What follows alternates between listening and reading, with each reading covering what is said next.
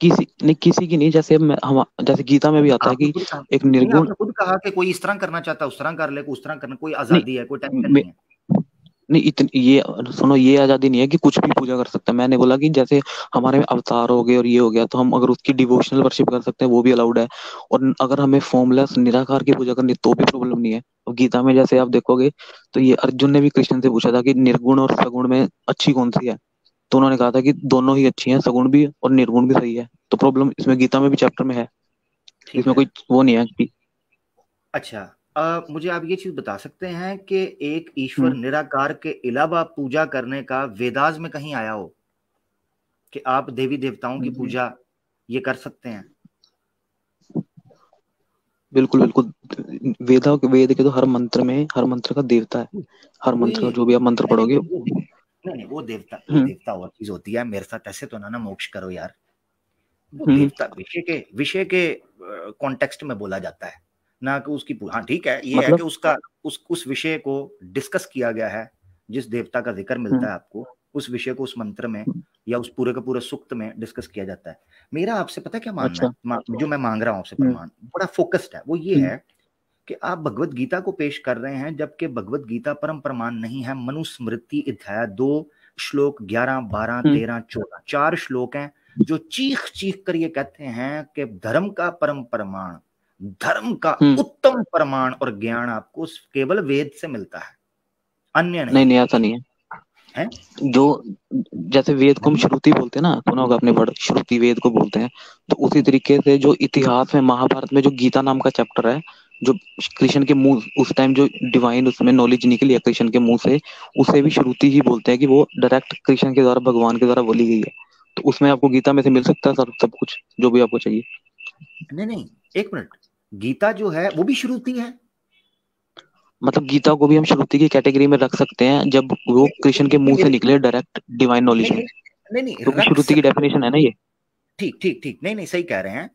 मगर देखें, ये तो आप कह रहे हैं श्रुति की डेफिनेशन है इसलिए रख सकते हैं। जबरदस्त आपकी हम्म बात, मुझे बड़ी ये एक नई बात मिल रही है।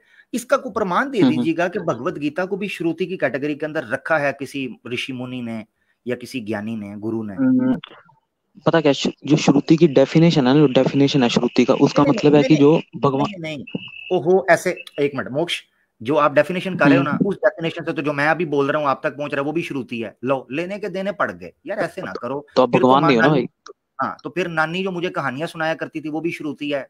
मेरा मास्टर तो मुझे जोक आप। सुनाता था वो भी श्रुति है। नहीं नहीं भाई, मैंने बोला जो भगवान के मुख से निकली है, अगर भगवान जो डिवाइन नॉलेज उसमें गीता में दी है, उसे श्रुति बोला हाँ जाता है, जो भगवान से हाँ, डायरेक्ट रिवेलेशन हुई भगवत हो। गीता, हाँ, भग श्रुति ईश्वर, स्वयं ईश्वर का प्रमाण होता है, हम्म। ऐसे ही है।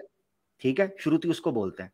क्या श्री अच्छा। कृष्णा वही ईश्वर, वही परमेश्वर है जिससे वेद हाँ निकले अब हैं? जो, हाँ जो कृष्ण ने खुद को डिनोट किया है उसमें गीता में, जब उन्होंने अक्षर ब्रह्म योग होता है उसमें कि उस मतलब एक डिवाइन रियल में जाके उसने कहा कि मैं ब्रह्म हूँ, निराकार ब्रह्म हूँ, मुझसे सब कुछ वेद निकले हैं।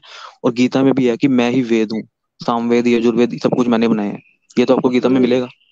हुए यानी गीता में ये लिखा हुआ है कि वेद श्री कृष्णा कहता है मैंने बनाए?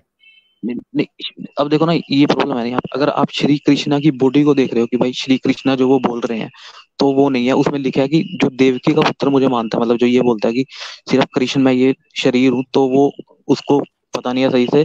लेकिन उसमें जब कृष्ण ने अर्जुन को अपना विराट रूप भी जब दिखाया था उस टाइम, तो उस टाइम वो एज अ ब्रह्म बात बोल रहे हैं अपने मुंह से, उस कनेक्टेड भगवान के साथ। वो कृष्ण की बॉडी कुछ वहां मैटर नहीं करती उस जबरदस्त पॉइंट पे। जबरदस्त जबरदस्त जबरदस्त, बड़ी प्यारी बात की। अब मुझे एक और चीज आपसे चाहिए, वो ये चाहिए कि क्या हम्म वेदों, क्योंकि देखो अब हम इस जगह पर आ गए हैं, देखो बड़ा क्लोज हम आ गए हैं इस वक्त इस मसले को हल करने के लिए। वो ये है कि भगवत हम्म गीता श्रुति इसलिए है कि श्री कृष्ण जब उसको बोल रहे थे वो ब्रह्म के और परमेश्वर के अवतार के रूप में आकर उसको बात कर रहे थे, यानी स्वयं उस ईश्वर का वो गीत था, इसीलिए उसको भगवत गीता उस कहा टाइम, जाता बिल्कुल उस टाइम जो कनेक्ट है। होके बोलना चाह रहा हूँ मैं, जो उस टाइम हाँ, एक योग आता है ना हमारे में, जी जी, वो उस जबरदस्त, पॉइंट पे मैं सिर्फ। समझ गया, मैं समझ गया। अब मैं आपके, अब एक एक मसला आ गया, सिर्फ एक समस्या है। अगर हम्म उस समस्या को आप हल कर देते हैं, उसका कोई क्या बोलते हैं, समाधान, समाधान ऐसे हम्म बोलते हैं। हम्म, हाँ, हाँ अगर उस समाधान। समस्या का कोई समाधान आप दे देते हैं तो मुझे बड़ा आनंद मिलेगा। वो समस्या ये है कि वेदों से आपने अवतार का कोई प्रमाण दिखाना है, ये बड़ा जरूरी है कि ईश्वर अवतार वेदों, ठीक है, वेदों में अवतार इसलिए नहीं आ सकता है क्योंकि जो वेद हैं, आप देखो, जो वेद एक तो होगी, एक तीन कैटेगरी होगी, एक वेद होगी, ठीक है, एक हो गया इतिहास। तो जो वेद हैं वो तो ऋषियों को मंत्र रिवील होते थे टाइम टू टाइम, एक साथ सारे वेद नहीं आए। लेकिन उस टाइम, जिस टाइम अभी मंत्र रिवील हो रहे हैं, उस टाइम राम भी एग्जिस्ट कर रहे हैं, ठीक है, उस टाइम कृष्ण भी आगे युगों में आ रहे हैं। तो वो इतिहास में मिलेगा आपको, राम कृष्ण जिसके बारे में मेंशन है। वेदास में हाँ वो चीज नहीं मिलेगी आपको।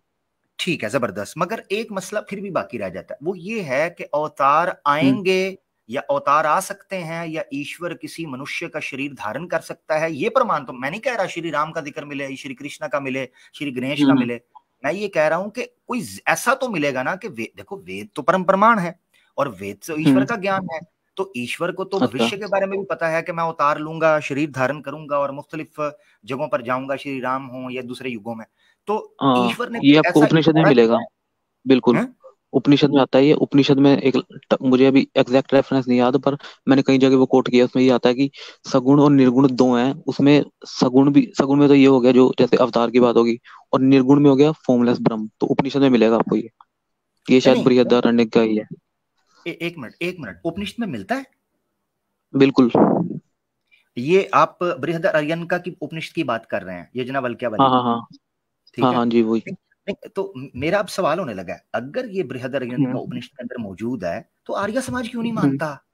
जो आप प्रमाण पेश कर रहे भाई, हैं, आर्य समाज फिर क्या कहता है उस पर? क्योंकि आर्य समाज तो कहता है जो अवतार मानता है वो मूर्ख है, मूर्ख जन है। प्रमाण मेरे पास है, मुझे भाई, कहेंगे दिखा दूंगा। आर्य आर्य समाज की एक अलग फिलोसफी है। उनको उन जो भी जैसे उनके वो उस चीज को अलग मीनिंग से मतलब समझते हैं, अलग वे से। जैसे अब कई चीजें हैं वो उनको अलग वे में समझते हैं, तो वो उनकी अलग एक लाइन होगी। नहीं उससे मैं नहीं, क्या मैं बोलूँ। हाँ, मैं समझ गया, मैं समझ गया। नहीं, मेरा मेरा इस वक्त पता क्या मसला है, मैं ये पूछ रहा हूँ हम्म। कि अगर उपनिषद में इतना क्रिस्टल क्लियर लिखा हुआ है तो आर्य समाज हम्म। इसका मतलब है कि ये तो दावा करते हैं हम वेदास को, उपनिषदों को मानते हैं, हम जनाब फलाने दर्शनों को मानते हैं, हम तो स्मृति को मानते नहीं। हम तो उपनिषद के अंदर अगर इतना क्रिस्टल क्लियर तुम कह रहे हो लिखा है, ये प्रमाण मुझे दे दो ताकि मैं आर्य समाजियों हम्म। से पूछ सकूं कि देखो भाई यहाँ तो लिखा हुआ है कि ईश्वर पर अवतार ले सकता है। तुम खुद ऐसे कहते हो कि भाई मूर्ख जन है जो बंदा कहता है कि श्री कृष्णा ने कंस को मारने के लिए और श्री राम ने रावण का वध करने के लिए जो है ना शरीर धारण किया था ईश्वर ने। अब ये तो आपको रामायण में मिल जाएगा, अगर इतिहास की बात करोगे तो इतिहास में नहीं नहीं रामायण नहीं आती है ना, उसमें भी मिलेगा आपको नहीं ये। नहीं नहीं, नहीं। मुझे मुझे आर्य समाजियों को टैकल करने के लिए वेदास या उपनिषद से कोई प्रमाण चाहिए, क्योंकि वो कहते हैं हम भाई नहीं अभी इनको मान। मेरे पास अभी एग्जैक्ट नहीं है, पर है मेरे पास, मैंने पढ़ी हुई है ये, मैंने कई बार बताई भी है, कई नहीं बार तो लाइव में। ऐसे कर लेते हैं, मुझे हम्म। इंस्टा पे सेंड करना है, ठीक है? ये प्रमाण ठीक है। लाजमी, लाजमी सेंड करना है हम्म। और हो क्रिस्टल क्लियर। ये ना हो कि मैं आर्य समाजों से बात करूं, वो मुझे कहें कि ये किस बेवकूफ ने तुम्हें दे दिया, इसमें तो कुछ भी नहीं लिखा हुआ। नहीं देखना मेरा, भाई, मेरी मैं बेइज्जती आपको ना करो। रेफरेंस भेज सुनो, मैं आपको रेफरेंस भेज सकता हूँ। अब आर्य समाजी उसका क्या मीनिंग से डिफाइन करते हैं वो आप उनसे पूछना फिर। मैं तो सिर्फ अपनी हम्म, तरफ से भेज सकता हूँ आपको। ठीक है। तो फिर इसका अच्छा मुझे ये बताइएगा कि आर्य समाजी सत्य पर हैं कि नहीं? क्योंकि इतनी कट्टरता के वो कहते हैं मूर्ति, क्योंकि देखो मैं इस वक्त होना चाह रहा हूँ कन्विंस सनातन धर्म के बारे में, मगर मैं कंफ्यूज हूँ। हम्म। उसकी वजह यह है कि 180 डिग्री देखो, मैंने बता दिया कि इस वक्त तो हम सिर्फ एक विषय को लेकर चल रहे हैं कि मैं सनातन धर्म के बारे में कन्विंस होना चाहता हूँ। समस्या इस वक्त यह है कि 180 डिग्री का डिफरेंस है भाई। एक जगह पर मूर्ति पूजा चल रही है और एक जगह पर शदीद किस्म का खंडन हो रहा है। एक जगह पर उसको वेद हम्म। विरुद्ध कहा जा रहा है और एक जगह पर कहा जा रहा है वेद यही है, अवतार आए हैं और ये सारे हैं और धर्म ये है। इस पर मैं किधर हम्म। जाऊं? मुझे तो सीधी सी बात कर रहे हो मुझे वो, और मुझे कहानी सुनाते हैं, मैं क्या करूं? मैं किधर जाऊं? भाई अब आर्य देखो, आर्य समाज हो गया, ठीक है, फिर अद्वैत वेदांत हो गया, फिर उधर से विशिष्ट अद्वैत, एक द्वैत अद्वैत, मतलब काफी तरह के आपको वो मिलेंगे, दर्शन भी मिलते हैं।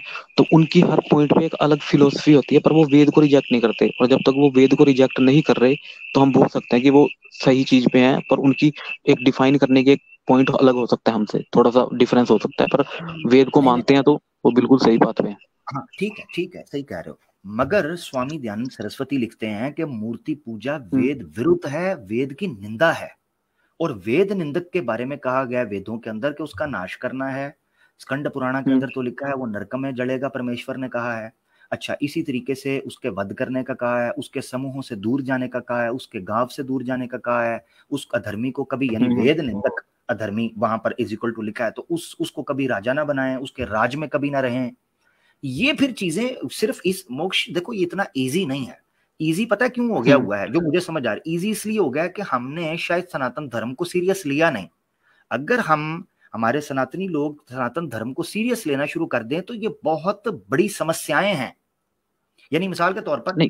एक बंदा कहता है मैं मूर्ति पूजा करता हूँ, आर्य समाज से बोलो तो वो कहते हैं यह धर्मी है, ये वेद निंदक है, वेद विरुद्ध काम कर रहा है।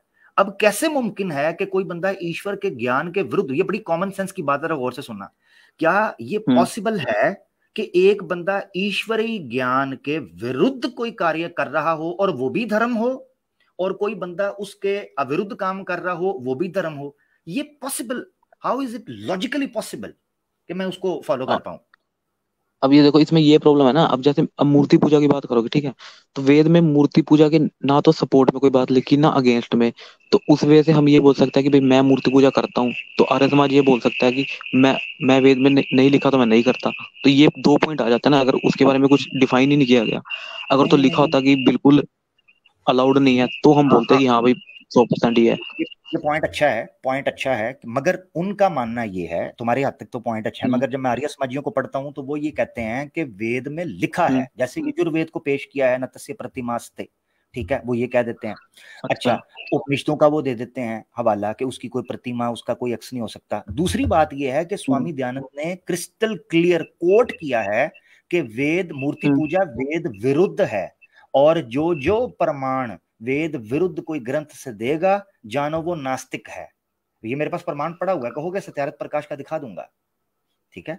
भाई अब तो वो तो, अब देखो, वेद विरुद्ध कहने वो के मैं लिए, बोलना हाँ चाह रहा हूँ। हाँ, एक सिर्फ एक जुमला बोलता हूँ, देखो, वेद से वेद दो तरह के कार्य आपको बोलेगा, एक निषिद्ध है और एक विद्ध है, यानी हम्म, डूज एंड डोंट्स।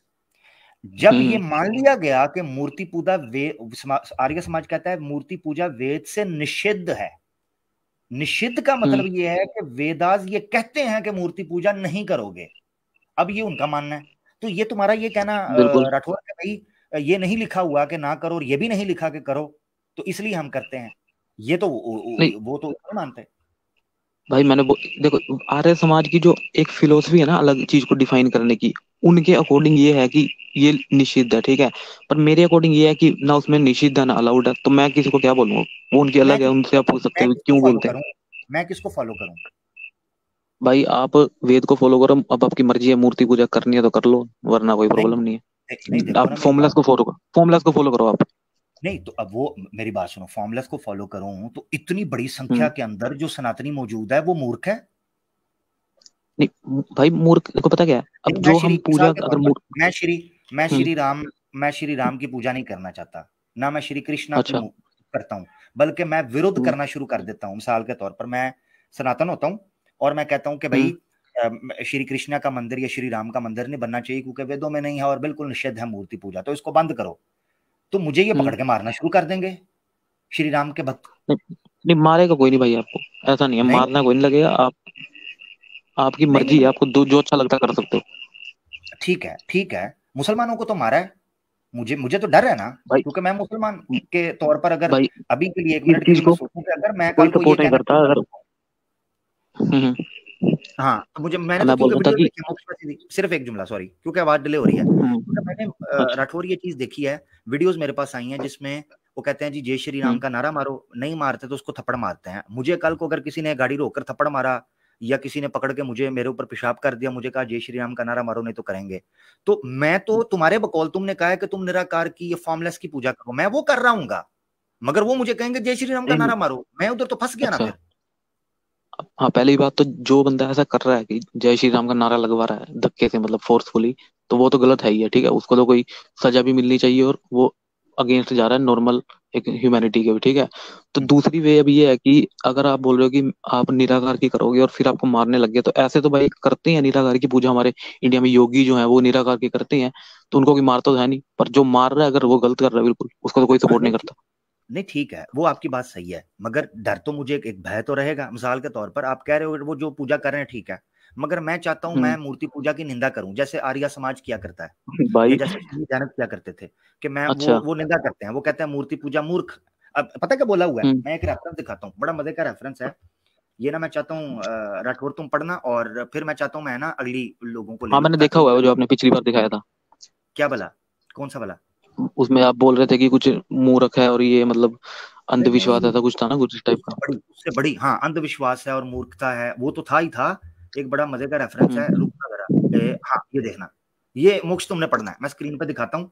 इस पे तो स्वामी दयानंद सरस्वती ने बेड़े ही गर्क कर दिया। अब मुझे जब ये मैं चीज देखता हूँ, फिर मैं कहता हूँ यार मैं किस किस्म का सनातनी बनूं, ये ना हो मैं इस मिसाल के अंदर फिट हो जाऊं। ये जरा तुम्हें तो हिंदी आती है ना, जरा पढ़ो स्क्रीन पर, पढ़ो।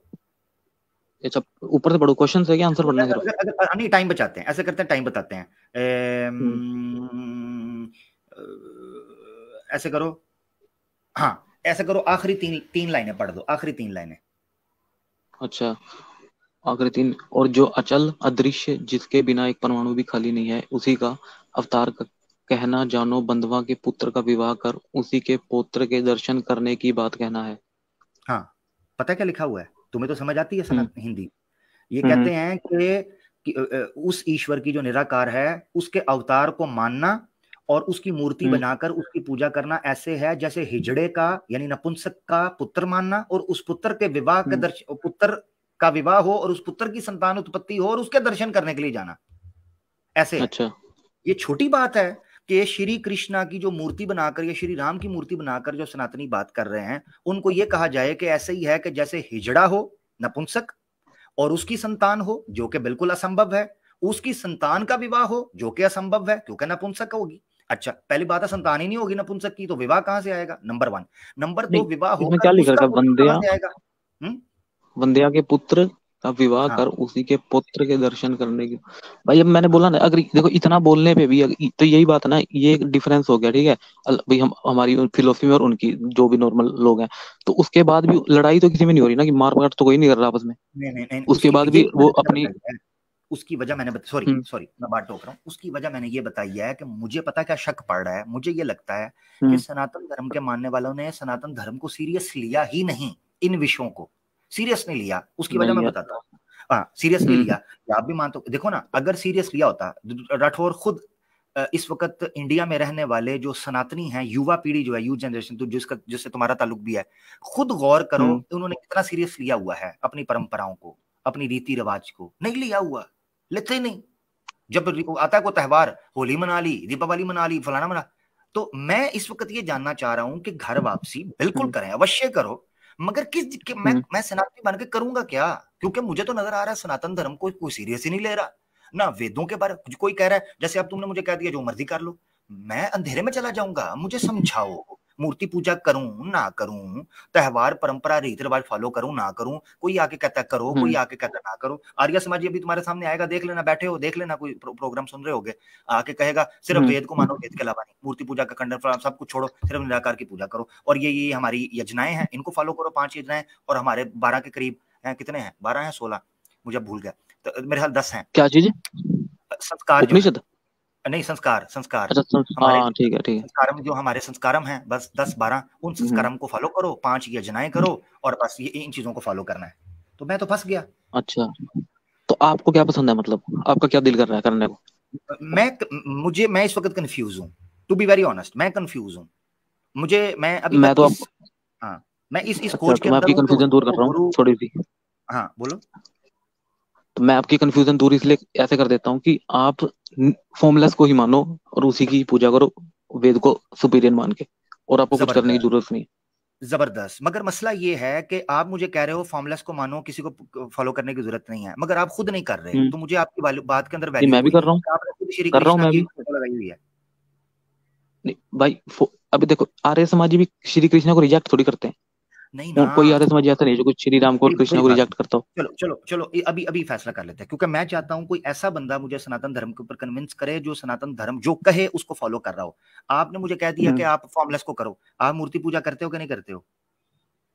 भाई अब देखो यार, मूर्ति पूजा में डिफाइन करने में लगूंगा, फिर उसमें टर्म आएगी विग्रह वाली। नहीं मूर्ति पूजा का मतलब ये है कि नहीं, मूर्ति पूजा मैं ये मानता हूँ कि, ठीक है, बोलो, मैं बोल नॉर्मली लो बिलीव करता हूँ फॉर्मूला। हाँ, फॉर्मलेस, मैं नॉर्मली फॉर्मलेस ब्रह्म में बिलीव करता हूँ। पर मैं ये भी मानता हूँ कि जो कृष्ण और ये राम है, ये भी एक डिवाइन पर्सनैलिटी थी। तो मतलब मेरा नॉर्मली बिलीव तो फॉर्मलेस ब्रह्म में ही रहता है। ठीक है, नॉर्मली रहता है, मगर मूर्ति पूजा तो कर रहे हो ना।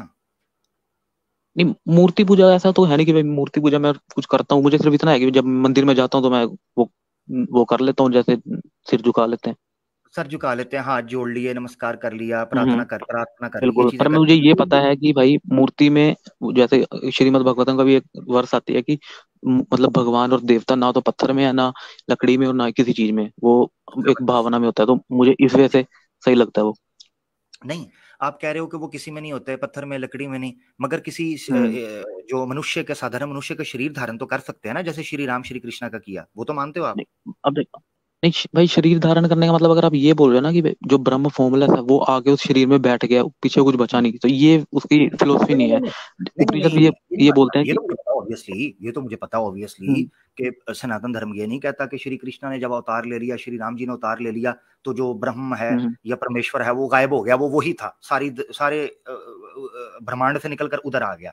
ये तो ऑब्वियसली नहीं हम्म, मानते, क्योंकि वो तो अनलिमिटेड है ना, इनफाइनाइट है, वो हम्म, फाइनाइट तो नहीं है, इसमें तो कोई शक नहीं। बिल्कुल। मगर मैं ये कह रहा हूं, ईश्वर का, परमेश्वर का कोई अंग, कुछ हम्म, स्पिरिचुअल डिवाइन जो उसका है, पावर है, वो श्री कृष्णा पावर। और श्री राम के अंदर अवतार की शक्ल में रूप धारण करके आई ना, जिसको आप मानते हो, अभी थोड़ी देर बिल्कुल। पहले अवतार मान हाँ, आई।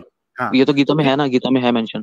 हाँ जबरदस्त। तो मुझे ये बताओ, ये पावर फिर पत्थर और लकड़ी के अंदर क्यों नहीं आ सकती? क्योंकि अभी आपने कहा मैं नहीं मानता पत्थर के अंदर, लकड़ी के अंदर उसकी को पावर हो सकता आती हो, मूर्ति पूजा तभी तो हम्म। करते हैं लोग। नहीं भाई, मूर्ति मूर्ति पूजा का जो मेन मकसद ये होता है कि हम सिर्फ, अब देखो आपको ना किसी कहीं भी किसी मंदिर में ब्रह्म जो बोलते हैं, ब्रह्म की मूर्ति किसी मंदिर में नहीं मिलेगी आपको। मूर्ति जो भी मिलती है, विग्रह, वो मिलता है राम कृष्ण और देवताओं का। तो ये तो सबको पता है कि जो ब्रह्म अनलिमिटेड है उसकी मूर्ति तो बना सकते नहीं, ये तो सबको पता ही है। पर जो अवतार नहीं हो गए वो, तो उसकी हम एक सिर्फ डिवोशनल हम्म। वर्शिप के लिए बना लेते हैं। हाँ, डिवोशनल वर्शिप के लिए, ऐसे ही है हम्म। जरा, थोड़ा सा उनके हाँ। साथ रिस्पेक्ट करने के लिए, सम्मान के लिए, ठीक है। हाँ, बस उनको याद करने के लिए और अब समझने ये, के लिए। हाँ, अब यही बात यहाँ पर लिखी थी, उसने यही हम्म, पूछा।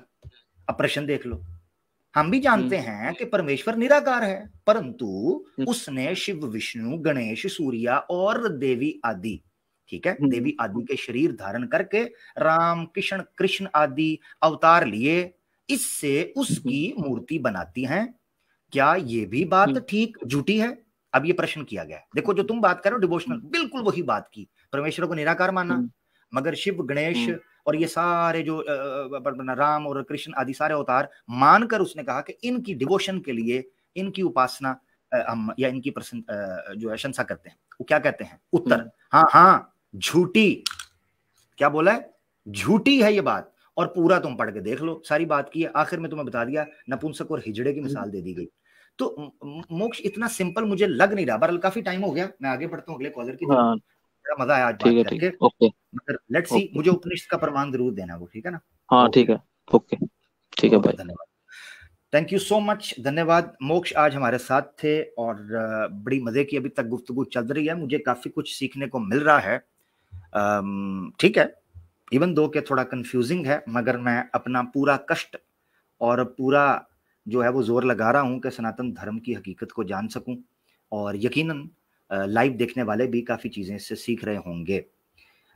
ये याद रखना चाहिए कि घर वापसी की बात करना या सनातन धर्म को स्वीकार करने की बात करना अपने बेस के अंदर तो पाप नहीं है।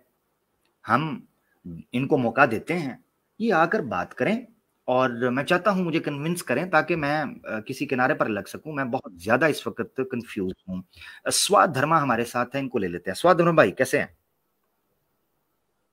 हेलो। हेलो स्वाधर्मा भाई। वाह यार। हाँ, जय सिया राम भाई। जी जी, बहुत शुक्रिया। हाँ, कैसे हो?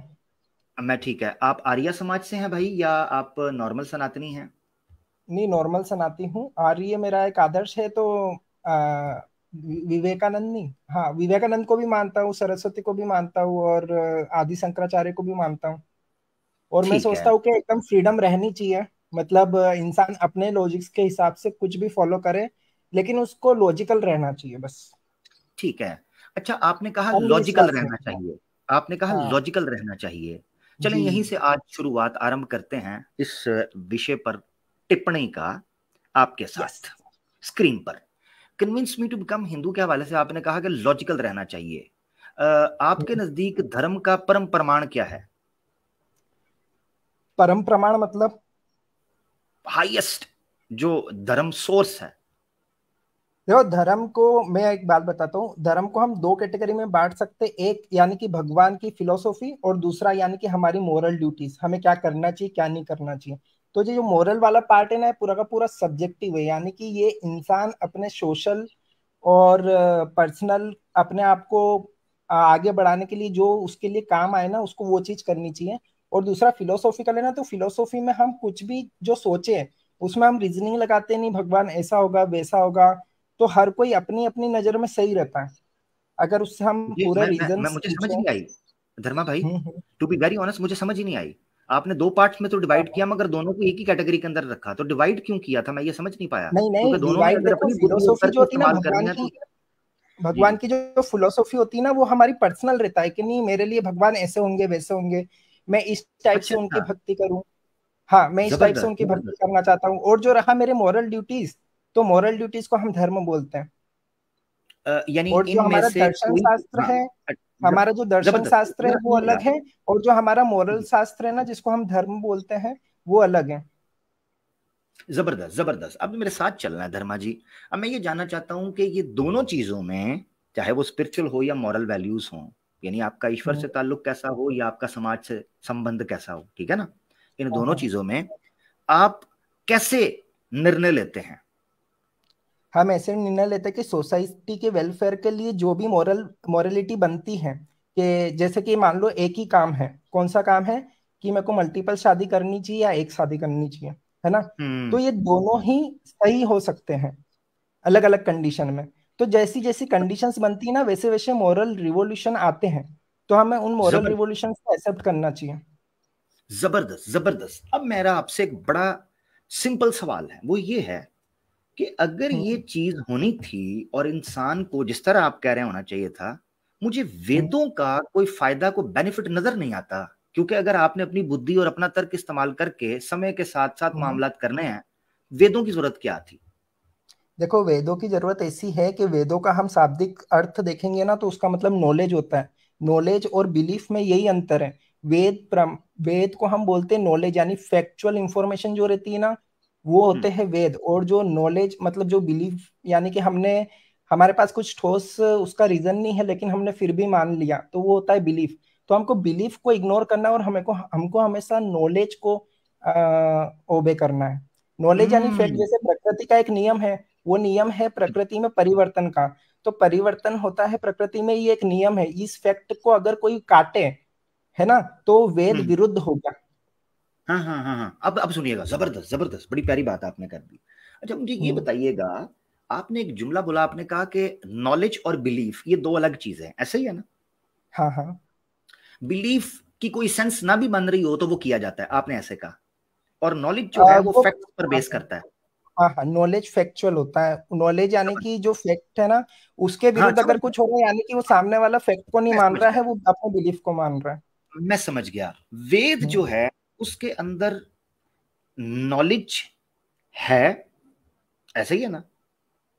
नहीं, वेदों में है ना, नॉलेज को परिभाषित किया गया है, मतलब सत्य की परिभाषा दी गई है। और उन वेदों पे चलने के बाद इंसान को जो ज्ञान होता है ना, वो उपनिषद के थ्रू गुरु शिष्य परंपरा से हमको देखने को मिलती है।